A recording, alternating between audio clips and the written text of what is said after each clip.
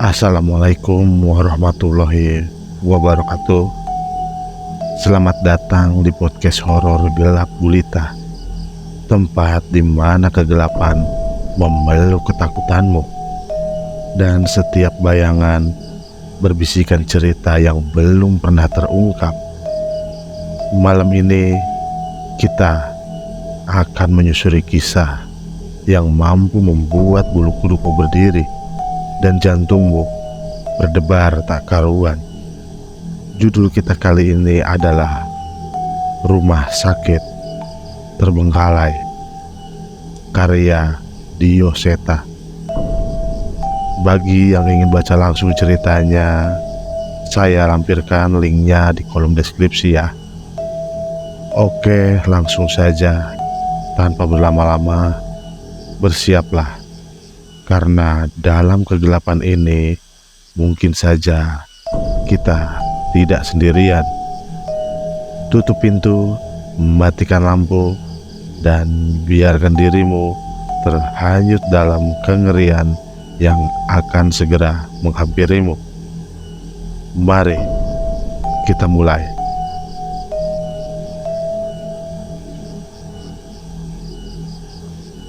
Terminal, Pati. Teriakan kernet bus membangunkanku yang sudah terlelap sepanjang perjalanan dari Bandung ke sebuah kota di Jawa Tengah. Pati bang, teriakku memberi isyarat kepada kernet bus dan mempersiapkan barang bawaanku. Bukannya tanpa alasan, aku melakukan perjalanan jauh dari Bandung ke kota kecil di Jawa Tengah ini. Sebuah kabar dari temanku yang sudah lama dirawat di rumah sakit membuatku menyempatkan diri untuk menjenguknya. Menjelang malam, bis antar kota yang kunaiki segera menurunkanku di sebuah terminal dan langsung melanjutkan perjalanannya lagi. Wajar saja, bis yang kunaiki tersebut adalah bis jurusan ke Jawa Timur. Mereka masih harus mengejar trayek mereka untuk sampai di tujuannya sebelum subuh. Sesampainya di terminal, aku mencoba menelpon temanku Ardi. Sayangnya tidak ada jawaban. Mungkin saja kondisinya yang lemah tidak memungkinkan untuknya untuk mengangkat teleponku. Untung saja sebelumnya Ardi sudah memberi ancer-ancer kendaraan umum yang harus kunaiki untuk menuju rumah sakit tempatnya dirawat. Mas, lewat rumah sakit kan? Tanyaku pada salah seorang supir angkot yang ngetem di terminal.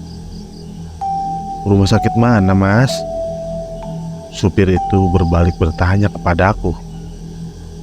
Aku kembali mencoba membuka pesan yang dikirimkan oleh Ardi, namun yang tertulis hanya arah ke rumah sakitnya saja. Sepertinya dia lupa menuliskan nama rumah sakit tempatnya dirawat. Pokoknya rumah sakit yang dilewatin angkutan umum ini mas. Nanti saya kasih tahu kalau sudah sampai, jawabku dengan percaya diri. Setelah penuh, mobil angkutan umum yang sedari tadi ngetem berangkat meninggalkan terminal. Aku memperhatikan satu persatu bangunan di jalan yang dilewati agar tujuanku tidak terlewat. Sampai akhirnya aku melihat sebuah rumah sakit yang cukup besar dari kejauhan. Mas, stop sini mas, ucapku menghentikan angkutan umum yang kunaiki.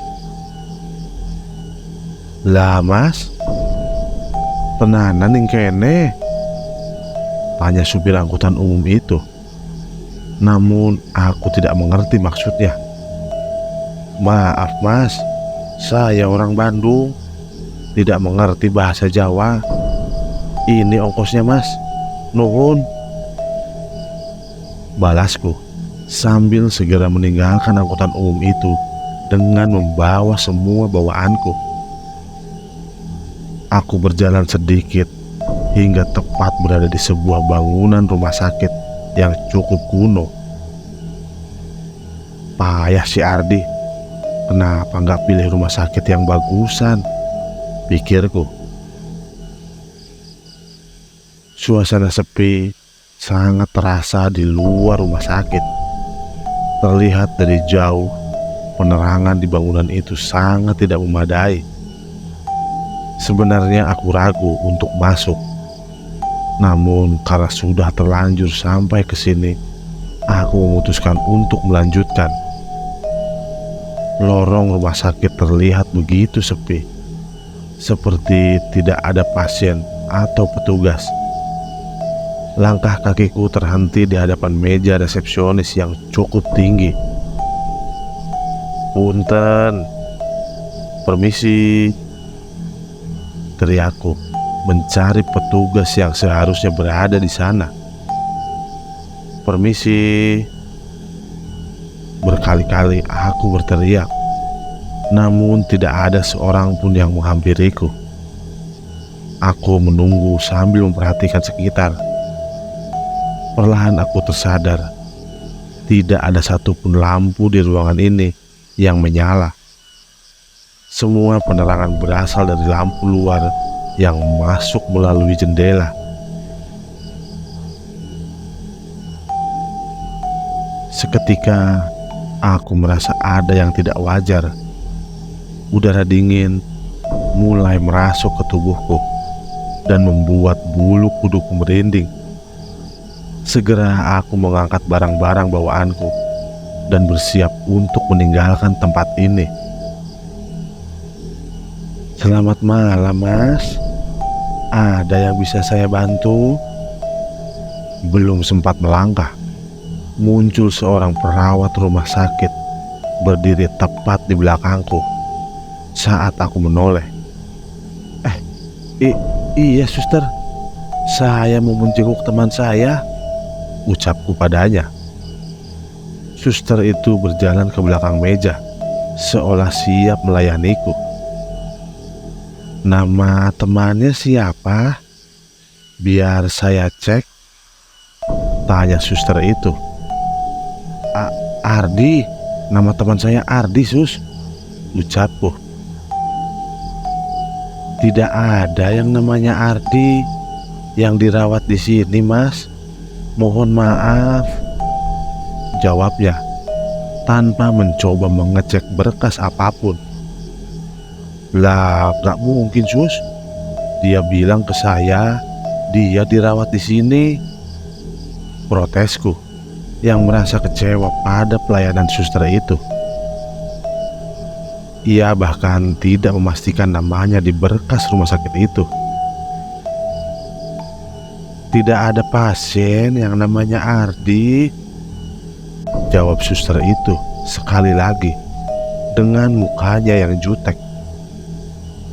"Ini loh Sus, Ardi yang ini." Aku memaksa suster itu melihat foto Ardi yang terdapat di handphoneku. Suster itu hanya melihat dan masih kukuh dengan yang ia sampaikan. "Oh, Mas Ardi yang itu. Dia dirawat di ruangan melati, Mas. Ayo, saya antar." Tiba-tiba salah seorang suster muncul dari belakangku. Suster yang satu ini terlihat lebih ramah. Kami berjalan menuju ruangan melati dengan melewati lorong rumah sakit yang lebih gelap, dengan meninggalkan suster jutek itu yang masih memusatkan tatapannya kepadaku. "Sus, mati lampu ya? Kok gelap-gelapan begini?" Tanyaku yang bingung dengan minimnya lampu yang menyala di rumah sakit ini. "Iya Mas, efisiensi," jawabnya. Dari lorong rumah sakit, aku melihat beberapa kamar yang terbuka. Walaupun dari luar terlihat sepi, tapi ternyata di kamar-kamarnya terdapat banyak pasien yang menurutku cukup aneh. Salah satu yang menarik perhatianku adalah pasien wanita kurus berambut panjang. Bukannya tidur di ranjang pasien, ia malah merayap di lantai dengan rambut panjangnya yang acak-acakan dan baju pasien yang telah terkena noda darah. Ketika matanya melirik ke arahku, aku segera mempercepat langkahku agar tidak terlihat sedang memperhatikannya. Tidak hanya itu, lain dengan kamar sebelumnya yang sepi, kamar berikutnya tertutup, namun terdengar suara ramai, seperti pintu yang tertubruk berkali-kali. Sekilas dari celah kaca ruangan tersebut, terlihat pasien itu melompat-lompat, menubrukkan dirinya ke pintu. "Nah, di sini Mas, ruangan melati. Temen Masnya dirawat di sana. Saya lanjut dulu ya," ucap perawat itu yang segera meninggalkanku. "Permisi," ucapku sambil membuka pintu ruangan itu. Namun tidak ada seorang pun di sana. Hanya 2 buah kasur pasien tanpa ada yang meniduri. "Sus, kok kosong ya ruangannya?" tanyaku pada perawat tadi yang ternyata sudah tidak terlihat dari pandanganku.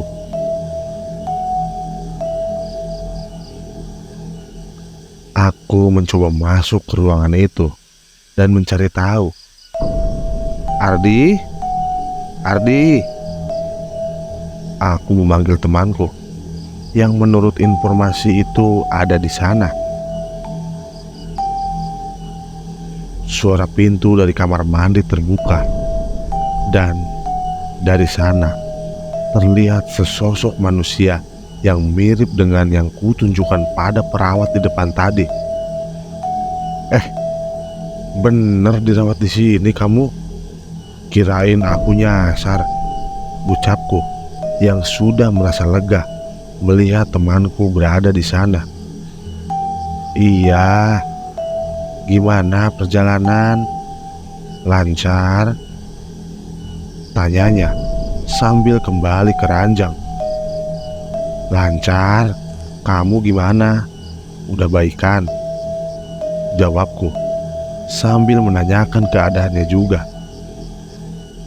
"Sudah lumayan, terima kasih sudah jauh-jauh ke sini," jawab Ardi.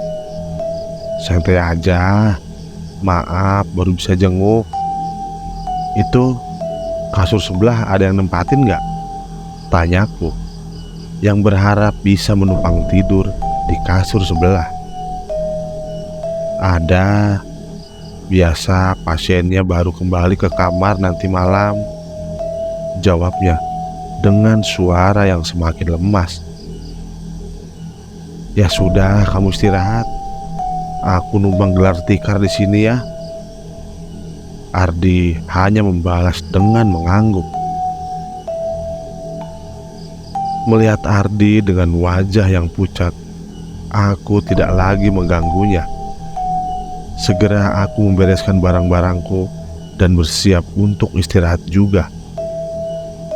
Tepat di sebelah kasur Ardi, aku menggelar tikar yang berbatasan langsung dengan gorden yang menjadi pembatas dengan kasur sebelah.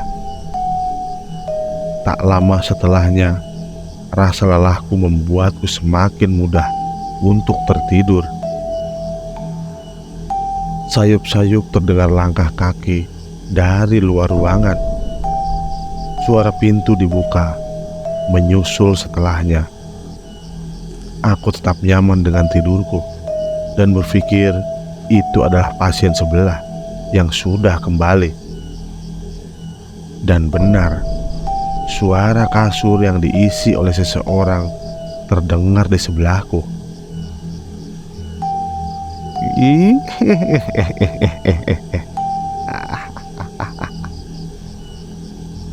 ketika hari semakin malam, tidurku terganggu dengan suara dari kasur sebelah yang terdengar serak.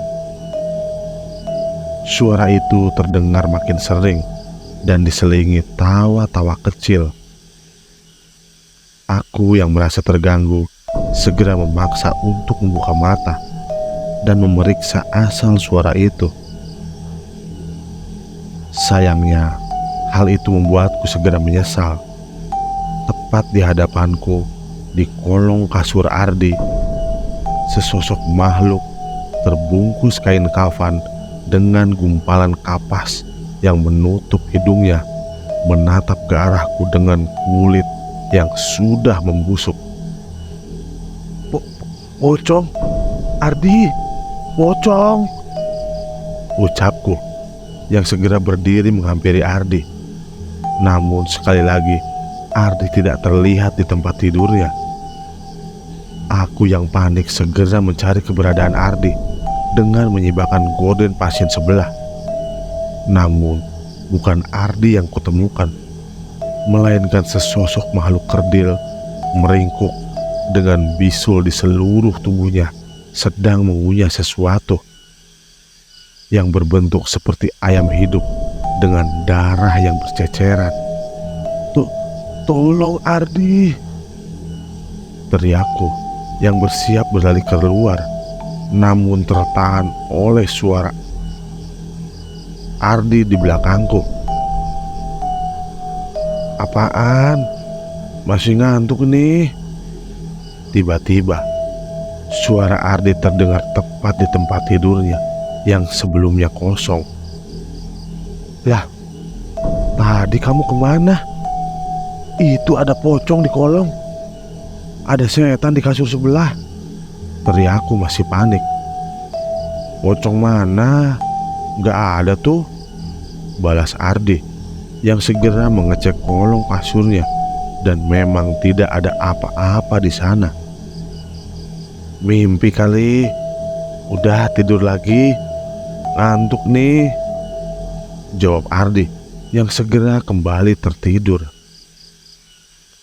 Sekali lagi aku mengecek kasur sebelah, dan memang tidak ada apapun di sana. Dengan jantung yang masih berdegup, aku memaksakan diri untuk tertidur lagi. Pagi mulai datang. Matahari masuk melalui jendela, menerangi seluruh ruangan. Namun sepertinya aku bangun kesiangan. Ardi tidak ada di kasurnya. Mungkin saja ia sedang jadwal check up atau melakukan pemeriksaan. Setelah menunggu cukup lama, aku memutuskan meninggalkan Ardi untuk mencari makan di luar. Berbeda dengan semalam, rupanya rumah sakit ini cukup terang di siang hari, namun tetap saja sepi. Mungkin memang tenaga medis di sini banyak diperbantukan di rumah sakit lain yang sedang membutuhkan bantuan tenaga untuk menanggulangi pandemi. Kota Pati memang cukup kecil. Aku berkeliling menghabiskan waktu sebelum berencana kembali ke rumah sakit. Cukup lama waktu kuhabiskan untuk menemukan kuliner favorit di kota ini yang bernama nasi gandul. Rasanya lumayan puas ketika aku berhasil menemukannya. Tanpa terasa, azan maghrib terdengar dari Masjid Agung di sebelah barat alun-alun Pati. Aku mampir sebentar ke sebuah warung di dekat sana, memesan nasi bungkus untuk dimakan malam nanti di rumah sakit. Mobil angkutan umum berwarna biru menurunkanku tepat di depan rumah sakit. Kali ini aku tidak canggung. Aku berjalan melalui lorong yang gelap seperti semalam dan memasuki ruang tempat Ardi dirawat. tapi Ardi belum juga terlihat di tempat tidurnya. Sambil menunggu, aku menghabiskan makanan yang kubawa dan membersihkan diri di kamar mandi pasien. Baru saja masuk beberapa menit, suara ketukan pintu terdengar dari luar. "Ardi ya?" "Iya, sebentar," jawabku. Sekali lagi suara ketukan terdengar, kali ini lebih keras. Iya, sabar." Merasa tidak nyaman, aku segera mengeringkan badanku, memakai baju dan membuka pintu kamar mandi. Namun, tidak ada siapapun di kamar itu. Aku mencari ke seluruh sudut ruangan. Tidak ada tanda-tanda ada orang yang berada di sini. Ardi pun tidak. Berjam-jam aku menunggu hingga larut malam, dan tanpa sadar mulai tertidur. Terdengar suara cukup ribut dari luar, membuka pintu seperti mengantarkan seseorang. Setelah mereka pergi, aku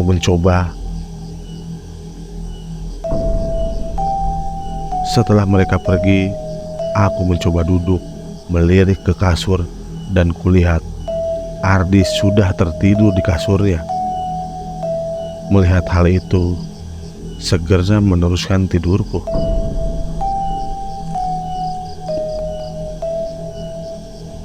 Suara ketukan keras kembali mengganggu tidurku. Kali ini berasal dari luar. Aku tidak menghiraukannya dan kembali tertidur. Namun, ketukan itu terdengar semakin keras dengan tawa anak kecil setelahnya. Aku memaksa untuk terbangun dan membuka pintu, dan lagi-lagi tidak ada orang di luar. Namun, sekelebat terlihat sosok bayangan anak kecil yang bersembunyi. Pintu kututup dan bersiap kembali tidur.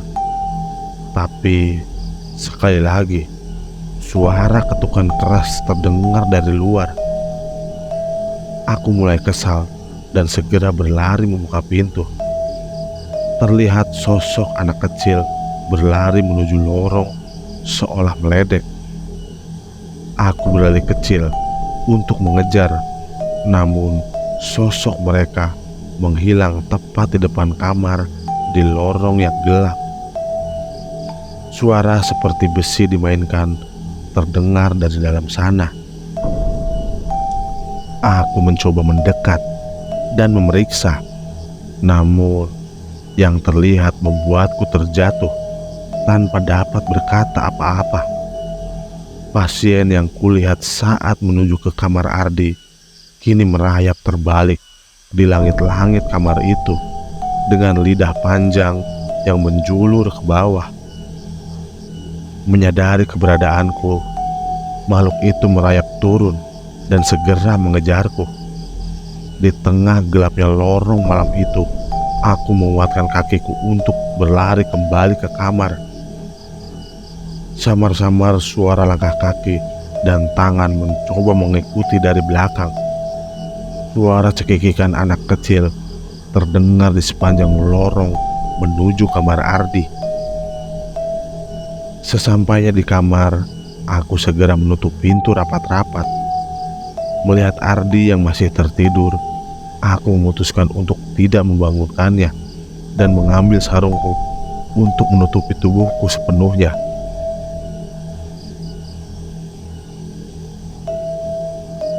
"Masnya bukan orang sini ya?"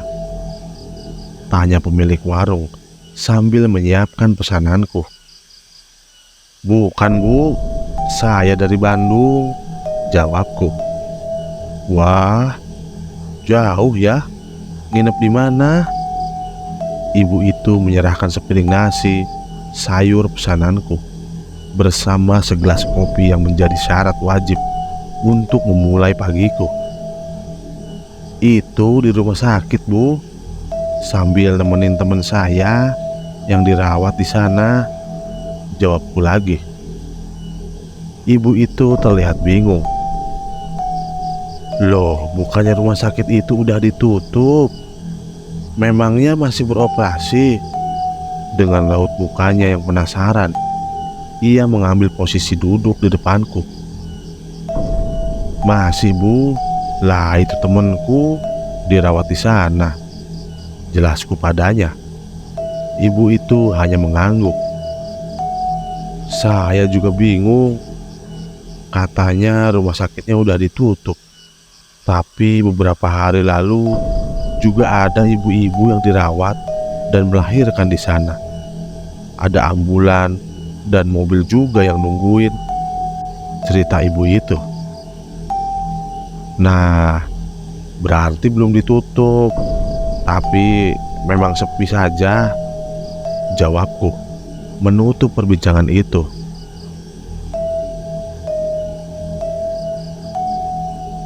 Hari ini jadwalku untuk mencari oleh-oleh sebelum besok kembali pulang ke Bandung.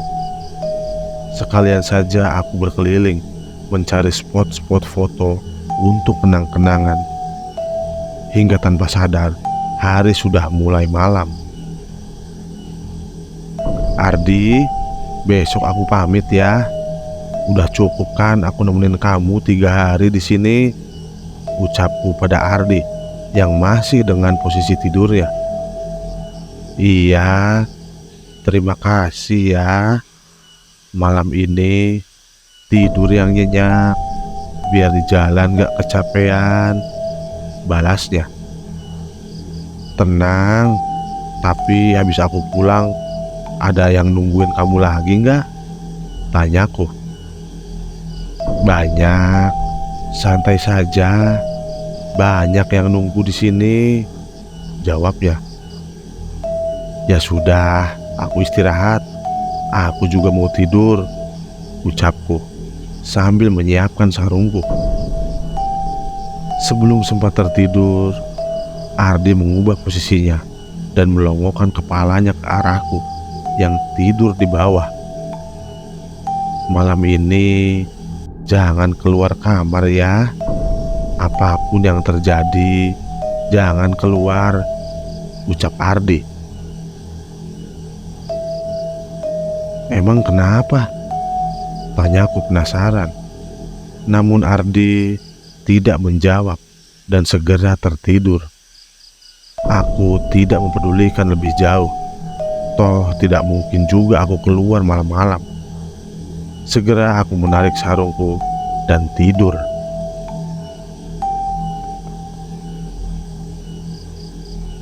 Seperti suara dinding yang dipukul, terdengar suara dari luar kamar. Aku yang masih terlelap dalam tidur merasa terganggu sekali lagi. Kali ini suara itu terdengar menabrak pintu. Aku mencoba mengecek, namun segera teringat perkataan Ardi untuk tidak keluar. Dari celah kaca pintu, aku mengintip apa yang terjadi di luar, namun tidak begitu jelas. Hanya terlihat di luar begitu ramai. Saat aku mendekatkan wajah ke pintu, suara pintu yang tertabrak sesuatu terdengar sekali lagi. Aku khawatir itu adalah suara seseorang yang butuh bantuan. Spontan aku membuka pintu itu, dan benar, lorong rumah sakit itu saat ini dalam kondisi ramai. Bukan ramai oleh sosok manusia, melainkan puluhan pocong yang tersebar sepanjang lorong. Sekali lagi, aku merasa panik. Namun, tiba-tiba Ardi muncul, berdiri di belakangku. Udah dibilangin jangan keluar, ucap Ardi dengan yang segera menutup pintu dan kembali ke kasurnya, seolah terbiasa dengan hal itu. Aku tak mampu berkata-kata. Terlalu banyak pertanyaan di kepalaku, sehingga entah tidak tahu mana yang harus kutanyakan. Hingga akhirnya aku memutuskan untuk tidur menyusul Ardi Pagi mulai datang. Seperti biasa, Ardi sudah tidak ada di kasurnya. Namun, karena sudah berpamitan semalam, aku segera membereskan barangku dan meninggalkan rumah sakit ini. Sama seperti sebelumnya, tiap pagi rumah sakit ini selalu sepi, seolah tidak ada siapapun di sana. Tapi sepertinya tidak begitu. Walaupun terasa sepi, rupanya dari luar masih terlihat beberapa pasien yang memandangku dari jendela-jendela kamar rumah sakit itu.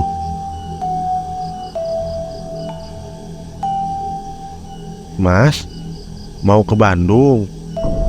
Ada acara apa jauh-jauh sampai Pati?" tanya beberapa pelanggan warung membuka obrolan. "Jenguk temen Mas, di rumah sakit teh," jawabku. Rumah sakit teh? Rumah sakit itu kan sudah tutup. Udah nggak ada orang loh di sana.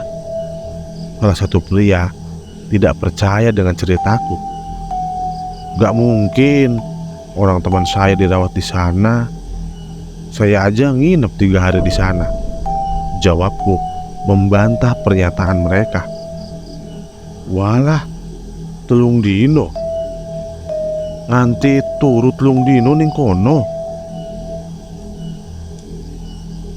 Seseorang membalas jawabanku dengan bahasa Jawa yang tidak ku mengerti. "Sampean tidur 3 hari di sana?" salah seorang lain menjelaskannya kepadaku. "Hah? Iya Mas." Dengan banyaknya orang yang heran, aku mulai merasa ada yang aneh. "Iki loh Mas, coba baca beritanya. Rumah sakit T itu sudah ditutup dari lama. Bangunannya saja sudah seperti tidak terurus." Aku mencoba membaca berita yang disodorkan kepadaku. Samar-samar aku teringat kejadian setiap malam yang terjadi saat menginap di sana. Suara handphoneku berbunyi. Terlihat nama temanku Ardi terpampang di sana. Aku segera mengangkatnya dan terdengar suara Ardi dari dalam telepon. "Bro, gimana? Gak jadi ke Pati kan? Sorry, aku lupa ngabarin. Kemarin aku sudah keluar dari RSU. Takutnya kamu udah keburu kesini." Selesai. Oh alah, cukup mengerikan juga ya. Nggak taunya temannya sudah pulang dan dirawat di rumah sakit umum ternyata. Oke, itulah tadi Rumah Sakit Terbengkalai karya Dioseta. Dan terima kasih sudah menonton cerita horor kali ini. Jika Anda menikmati kisah ini, jangan lupa untuk like, share, dan subscribe agar Anda tidak ketinggalan cerita-cerita menyeramkan lainnya. Aktifkan juga lonceng notifikasinya supaya Anda menjadi yang pertama tahu ketika ada video baru. Jika Anda punya pengalaman horor atau cerita seram lainnya, tuliskan di kolom komentar di bawah. Sampai jumpa di cerita berikutnya, dan ingat, hati-hati saat gelap tiba. Selamat malam.